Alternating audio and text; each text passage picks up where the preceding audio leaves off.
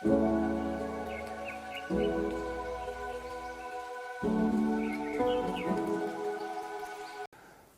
semua, senang bisa berjumpa dalam iman dengan Anda. Ambil Alkitabnya, kita belajar firman ya. Saya ini orang yang jarang nangis, tapi kalau dalam hadirat Tuhan bisa cengeng, gampang terjamah.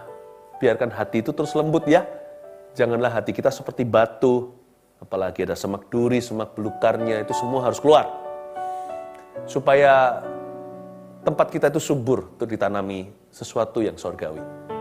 Saya tahu Tuhan punya rencana tidak akan gagal dalam kehidupan Anda. So please, stop seeing your circumstances. Stop looking at them. Berhenti untuk melihat keadaan Anda. Lihatlah kepada Tuhan. Kalau Anda melihat kepada Tuhan, Anda akan berjalan di atas air itu. Di atas kemustahilan. Saya percaya, hadirat Tuhan sekental ini tidak mungkin ujungnya itu ada sia-sia. Pasti ada mujizat bagi setiap orang. Tuhan kita itu ajaib. Apa yang merupakan ajaib bagi kita itu ordinary buat Dia. Itu biasa. Jadi kalau kita pergi ke kantor, kerjaan sehari-hari, no big deal, nggak ada yang istimewa. Kalau Tuhan pergi ke kantornya, Allah kita bekerja di tempat yang tidak terlihat, maka akan terlihat di dalam kehidupan kita, mulai terjadi satu persatu mujizat. So take heart, jadi kuat. Jangan ada satupun di sini yang lemah lesu, berarti lesu berbeban berat. Tuhanmu mengangkat bebanmu, ya. Nah, sekarang kita pelajari dari sisi kita. Peran kita apa? Karena Tuhan itu tidak pernah membiarkan kita itu tidak berbuat sesuatu. Karena Dia sayang sama kita, Dia selalu bekerja sama. Bedanya Roh Kudus dengan roh jahat apa? Orang yang kena roh jahat itu kesurupan. Tapi kalau Roh Kudus tidak pernah menyurupi seseorang. Roh Kudus bahkan tidak pernah memaksa. Roh Kudus itu rindu bekerja sama. Seperti ayah dan anak di workshop, katakan mereka lagi buat prakarya. Papa dengan heavy duty toolsnya, dengan alat-alat berat. Anak di sebelah sana ikut ketok-ketok sesuatu yang tidak berarti, tapi papanya libatkan dia dalam pekerjaannya. Supaya nanti kalau jadi, entah bikin perabotan mungkin, atau bikin sesuatu yang bisa dinikmati oleh seluruh keluarga, sang ayah bisa berkata, kami berdua yang membuatnya. Mujizat itu tidak pernah hanya Tuhan. Kita dikasih peran. Supaya nanti ketika terjadi, bukan kita curi glory. Supaya nanti ketika sudah lewat dan kejadian, Bapa di sorga bisa dengan bangga berkata, Yesus Kristus ngomong begini, kami yang membuatnya. Dan Dia akan tepuk pundak Anda dan berkata, inilah anakku yang taat. Padahal mujizat itu gak ada hubungan sama kita. Itu Tuhan semua yang buat. Lalu peran kita yang kecil itu apa? Nah itu jangan sampai dilewatkan. Karena itu saya ingin sekali memberikan judul hari ini, bertumbuh secara sengaja. Di masa-masa seperti ini, janganlah kita stagnan. Satu hal yang tidak boleh di-lockdown adalah iman. Ya, bertumbuh harus secara sengaja. Justru di masa-masa seperti ini, kita bukan hanya berbuah pada musimnya, tapi harus sengaja bertumbuh. Iman kita harus naik terus. Jangan ada yang terpuruk. Jangan biarkan keadaan mendikte Anda. Jangan biarkan setan membuatmu jatuh. Bertumbuh itu harus secara sengaja. Kita harus membandel untuk bertumbuh ke arah Tuhan. Ya, kita lihat di ayat Matius pasal 13 ayat 18. Matius 13, perumpamaan tentang seorang penabur, ada 4 macam tanah. 4 jenis tempat untuk ditaburi. Matius 13 ayat 18 sampai 23. Karena itu dengarlah arti perumpamaan penabur itu. Kita langsung aja ke artinya. Kepada setiap orang yang mendengar firman tentang kerajaan sorga, tetapi tidak mengertinya, datanglah si jahat dan merampas yang ditaburkan dalam hati orang itu. Itulah benih yang ditaburkan di pinggir jalan. Benih yang ditaburkan di tanah yang berbatu-batu ialah orang yang mendengar firman itu dan segera menerimanya dengan gembira. Tetapi ia tidak berakar dan tahan sebentar saja. Apabila datang penindasan atau penganiayaan karena firman itu, orang itu pun segera murtad. Yang ditaburkan di tengah semak duri ialah orang yang mendengar firman itu, lalu kekhawatiran dunia ini dan tipu daya kekayaan menghimpit firman itu sehingga tidak berbuah. Yang ditaburkan di tanah yang baik ialah orang yang mendengar firman itu dan mengerti. Dan karena itu ia berbuah. Ada yang 100 kali lipat, ada yang 60 kali lipat, ada yang 30 kali lipat. Kembali ke ayat 18. Karena itu dengarlah arti perumpamaan penabur ini. kepada setiap orang yang mendengar firman. Anda dengar firman nggak? Ya, kalau gadget Anda tidak mute atau dalam mode diam, berarti kan Anda bisa dengar suara saya. Di balik suara saya ini, saya yakin ada suara Roh Kudus kalau Kristus yang saya beritakan. Kalau firman yang saya taburkan, saya hanyalah channel atau saluran. Sumbernya itu supranatural. Saya bacakan sekali lagi, kepada setiap orang yang mendengar firman tentang kerajaan sorga. Jadi yang Anda dengar ini sekalipun kata-kata keluar dari mulut manusia, esensinya itu supranatural. Karena benihnya itu kerajaan sorga. Jangan remehkan firman loh ya. Kalau saya menyampaikan filsafat manusia tidak ada kuasa, hanya positive thinking saja. Kalau yang saya beritakan adalah diri saya, maka semua berujung sia-sia karena manusia hanya debu tanah. Tapi kalau yang saya bagikan ini, bumi langit boleh berlalu, tapi firman Tuhan seiota pun tidak akan tanpa digenapi. Hati-hati. Berarti yang Anda terima ini sifatnya adikodrati. Sifatnya supranatural. Suara sama yang berbunyi ketika bumi belum berbentuk apa-apa atau kegelapan dan hanya perairan. Jadilah terang, terang jadi, matahari pun muncul pada tempatnya. Lalu manusia diciptakan. Yang Anda dengarkan ini adalah kuasa penciptaan yang sama. Firman Tuhan di mulut kita, asal itu firman Tuhan, sama berkuasanya dengan firman Tuhan di mulut Allah. Karena Allah lah yang punya firman, bukan manusia. Ya kan? Karena itu, berimanlah pada firman itu. Berimanlah, percayalah pada benih itu. Ya. Mutiara dari mulut babi, kalau itu berlian, sama harganya. Kalau itu emas per kilo juga universal nilainya. Mau keluarnya, mau emas itu jatuh di selokan, kena lumpur, kena kotoran, tetap per gramnya sudah ditentukan oleh dunia. Jangan lihat salurannya. Saya membuka sepatunya pun tidak layak. Channel-channelnya, lalu sekarang ada IG, YouTube Live, semua itu kan hanya sapu tangan Paulus, hanya saluran saja. Berimanlah pada benihnya. Bagi Anda yang selalu mengikuti di masa pandemi ini online, ibadah online kami termasuk saat teduh seperti ini, Anda sudah rajin ditaburi.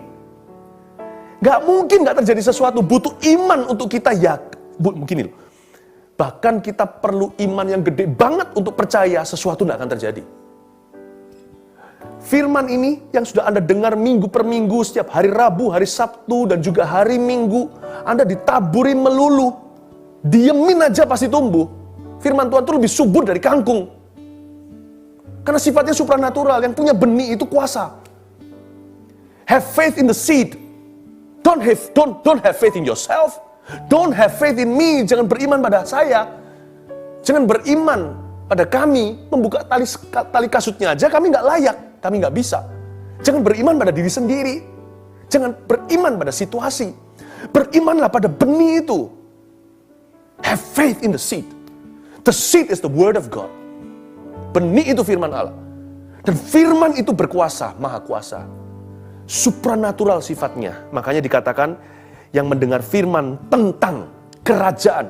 Bukan bumi, sorga. Itulah sumbernya. Have faith in the seed.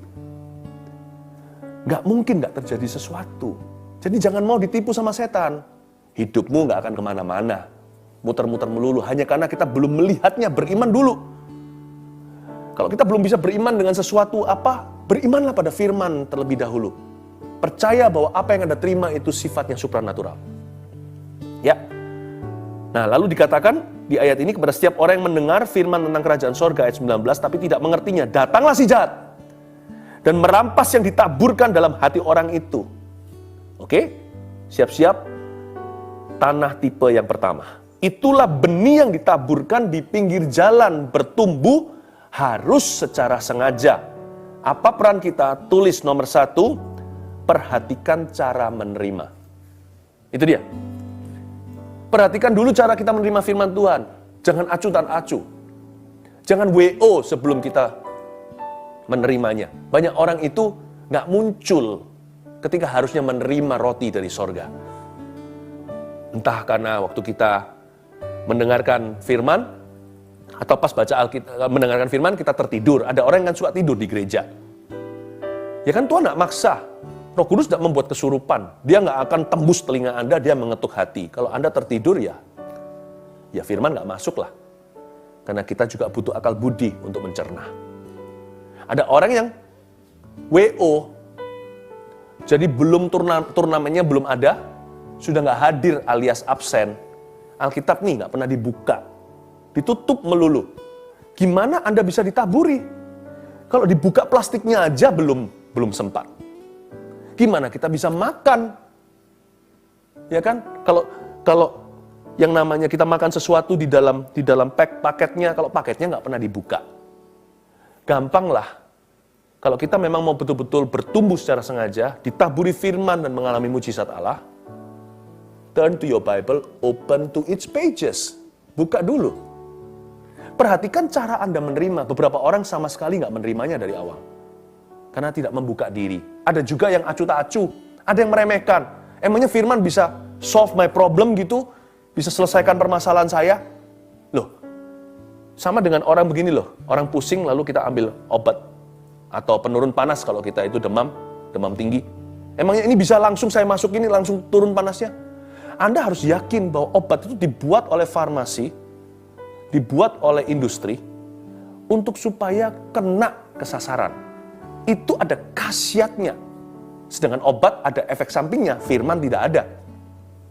Obat itu natural, bahkan kimia. Firman ini supranatural. Harusnya Anda yakin kalau Anda mendengarnya, nggak perlu iman besar masuk ke hati Anda, akan tumbuh iman. Asal Anda menerimanya, pasti terjadi sesuatu. Jangan remehkan dulu, jangan acuh tak acuh. Ada beberapa orang gengsi. Dia bukannya remehkan, tapi dia gengsi untuk mengakui bahwa firman itulah yang dia butuhkan. Enggak lah.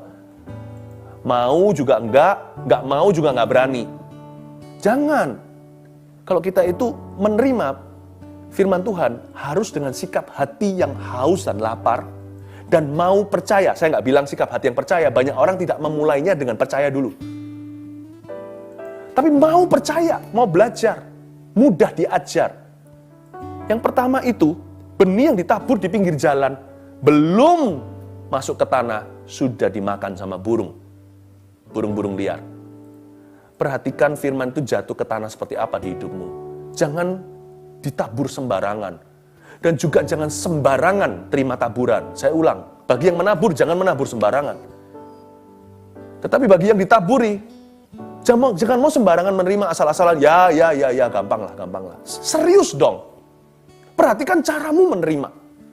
Itu akan mempengaruhi kita. Orang yang betul-betul memperhatikan di kelas, mungkin nggak perlu les-lesan. Mungkin. Kalau dia benar-benar dengarkan, dia akan dapat semua. How you listen will determine what you learn. How much you learn. Bagaimana kita mendengarkan akan mempengaruhi bagaimana kita belajar atau apa saja yang telah kita terima. Akan sangat menentukan apa yang kita bisa mengerti. Akan sangat menentukan our understanding. Jadi yang nomor satu, benih yang ditabur di pinggir jalan mengajarkan pada kita untuk memperhatikan cara kita menerima firman. Jangan di pinggir jalan. Jangan asal-asalan. Yang kedua, benih yang ditaburkan di tanah yang berbatu-batu.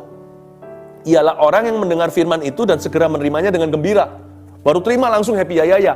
Tapi kita lihat ayat 1. Tapi ia nggak berakar sih. Tahan sebentar, nggak punya stamina. Lalu datang penindasan, penganiayaan, sedikit kesusahan.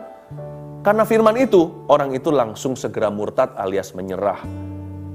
Ya, bertumbuh secara sengaja, mengalami mujizat, memfasilitasi diri kita untuk menerima janji Allah.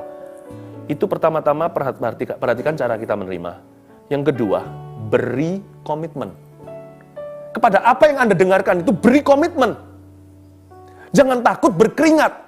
Dalam perjuanganmu melawan dosa, kamu belum berdarah-darah, kata firman Tuhan di Ibrani.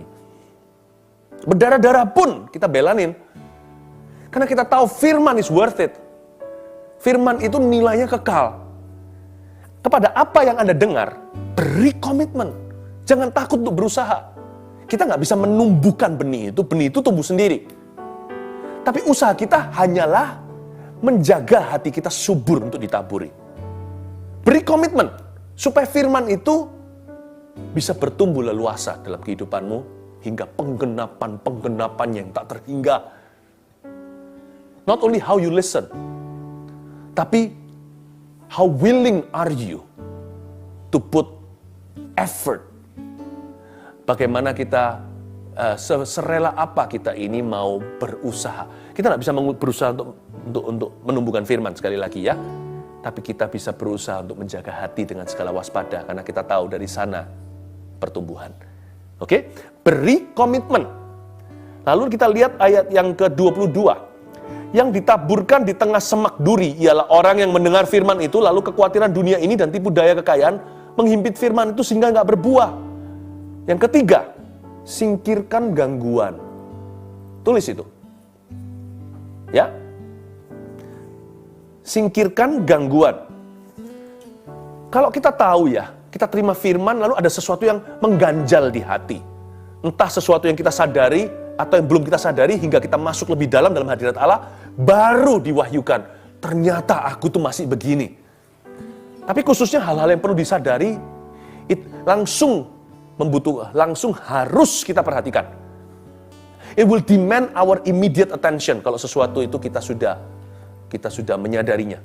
Oke? Maksud saya adalah singkirkan gangguan. Kalau Anda terima janji Tuhan, firman Tuhan, dan itu akan terjadi sesuatu di hidupmu. Anda tahu itu berharga, itulah solusinya, itulah mujizat yang Anda tunggu-tunggu.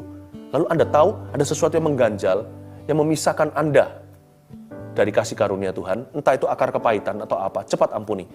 Jangan tunda ketaatan. Orang yang mau mengalami kuasa Tuhan, dia akan pintar secara rohani. Dia akan segera singkirkan semua distraction atau gangguan. Bukannya firman itu perlu kita tumbuhkan, bukan. Tapi kita akan ambil segala sesuatu yang menantang firman itu untuk bertumbuh dalam kehidupan kita atau menunda. Menunda ketaatan, itu menunda penggenapan. A delayed obedience is delayed glory. Ketaatan yang ditunda adalah kemuliaan yang tertunda. Cepat singkirkan, percuma buang-buang waktu, bukan cepat lambat kita harus taat. Ya, dan jangan main-main dengan dosa. Tapi itu cuma dosa kecil. Apa artinya? Sekarang kecil, semak belukar semuanya begitu. Pada waktu kanak-kanak, ya, lalang dan gandum, tahu kan ayatnya? Nanti ya di perikop berikutnya ada dibahas itu, tapi saya nggak bahas sekarang. Lalang dan gandum itu diberitahu oleh Tuhan kepada malaikatnya, jangan dicabut sekarang. Karena pada masa kanak-kanak, lalang mirip gandum. Jadi awal mulanya dosa kecil itu rasanya bisa blending dengan lifestyle, holy lifestyle kita, atau dengan yang namanya gaya hidup suci. Nggak apa-apa, tidak mengganggu. Sekarang di masa kanak-kanak, besarnya jadi teroris. Singkirkan sekarang. Mau bunuh ular, jangan tunggu kobra. Waktu dia menetas telur itu, segera diinjak. Ini dia yang ditaburkan di tengah semak duri. Jangan main-main dengan ini. Ini bisa mencekik firman. Padahal firman itu maha kuasa. Tapi di dalam hatimu yang manusia, bisa dicekik firman itu. Bukan firmannya yang mati. You and me yang mati. Dan tidak melihat firman itu terjadi. Jadi yang mati bukan firmannya. Firman tidak bisa mati. Firman itu kekal. Benihnya itu powerful. Tapi kontainernya, kirbat anggurnya yang membocorkan expensive wine. Membocorkan anggur mahal itu. Semak itu akan membunuh hatimu. Jangan main-main dengan dosa. Singkirkan gangguan. Inilah yang dimaksud bertumbuh secara sengaja. Yang terakhir, ayat 23. Yang ditaburkan di tanah yang baik ialah orang yang mendengar firman itu dan mengerti, dan karena itu ia berbuah. Ini yang kita mau kan? Ada yang 100 kali lipat. Ada yang 60 kali lipat. Ada yang 30 kali lipat. Yang terakhir ini yang paling gampang sih. Karena memang di luar jangkauan kita. Serahkan hasil akhirnya kepada Tuhan. Easy kan? Jangan ragu, jangan bimbang. Dan juga jangan berpikiran kecil ya. Kalau kita sudah lakukan 3 di atas, memperhatikan cara kita menerima, kita memberi komitmen kepada apa yang kita dengar, dan kita singkirkan gangguan, supaya firman tidak ada tantangan. Yang 4, serahkan hasil akhirnya kepada Tuhan. Jangan berpikiran kecil kalau sudah di titik ini. Berpikirlah yang besar. Coba saya ajak Anda ke matematika Tuhan. Hitung-hitungan sama saya ya, siap-siap kan, udah makan. Ada yang 100 kali lipat, luar biasa itu. 100 kali lipat itu 100% bukan? Bukan. 100% ya 100%, 100 kali lipat bukan 100%. Jangan yang muluk-muluk tinggi-tinggi, yang rendah aja, paling sedikit aja, minimalis. Ada yang 60 kali lipat, lumayan. Ada yang 30 kali lipat. Oke, kita hitung-hitungan 30 kali lipat ya sama saya ya. 30 kali lipat bukan 30%. 30 kali lipat bukan 300%. Coba kita main kuadrat, lipat kan? 2 dilipat gandakan berapa? 4. 2 kuadrat. 4 dilipat gandakan berapa? 4 kuadrat. Masih ingat matematika nih. 16.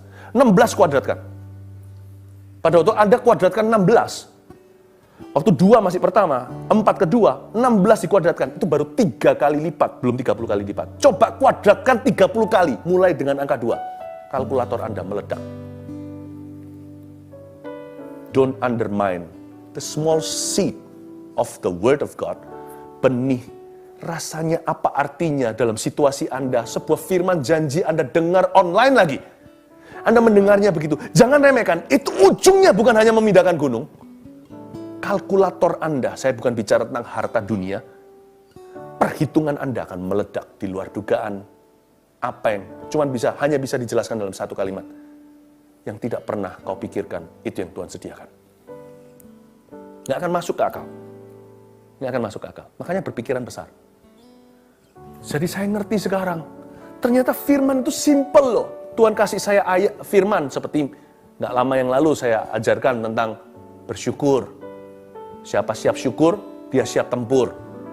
Hah, simple sekali. Syukur emangnya bisa apa? Dalam kasus Paulus, membuka pintu penjara seluruh tahanan. Khususnya, kepala penjara seluruh isi keluarganya bertobat terima Tuhan, menjadi cikal bakal gereja Filipus. Bersyukur saja bisa begini. Yes, betul. Anda jangan remehkan.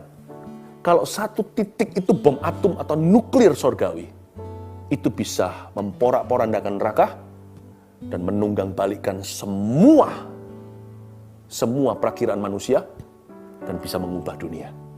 Just one word from God. Just one word. Tidak perlu satu khotbah, satu pesan. Tidak perlu satu kalimat. Satu kata, bahkan satu huruf aja dari Tuhan bisa mengubah seluruh kehidupanmu. Itulah kuasa Dia yang memberi 30 kali ganda. Jangan minta 100 kali ganda dulu. You're not ready. I'm not ready. Minimalis Tuhan itu maksimal tak terhingga buat kita.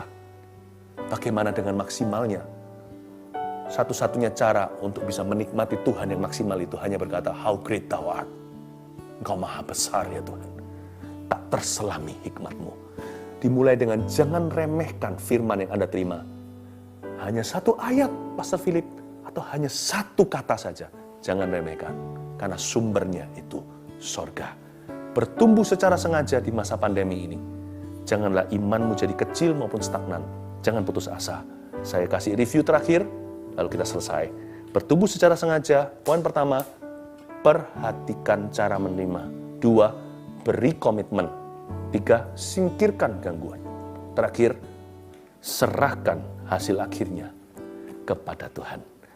Dan pada waktu kita masuk dalam hubungan yang sangat intim dengan Roh Kudus, waktu itulah firman itu bertumbuh pesat-pesatnya. Letakkan tangan di dada. Mari kita sekali lagi hampiri tahtanya. Yesus, terima kasih, tumbuhkan firman-Mu saat ini Tuhan. Aku percaya, bahkan tidak perlu kuimani sesuatu pasti akan terjadi jikalau firman-Mu yang diberitakan. Dan jikalau firman Tuhan yang ditaburkan. Jadikan setiap hati adalah ladang yang baru. Setiap hidup adalah bangunan-Mu. Ya Tuhan, ku percaya sesuatu sedang terjadi dalam kehidupan setiap kami. Undang rancangan-Mu, datanglah kerajaan-Mu, jadilah kehendak-Mu dalam kehidupan kami. Dan yang sakit Tuhan Yesus, hamba berdoa di dalam nama Yesus. Sembuhkan. I speak healing in Jesus' name. Dan yang berbeban berat ya Tuhan, Engkau angkat kuknya. Engkau berikan kuk yang Kau pasang yang ringan itu. Dan semua orang-orang yang sedang dalam jalan buntu, berikan terobosan baru. I pray in Jesus' name. Dalam nama Yesus. Haleluya. Amen. Jesus loves you.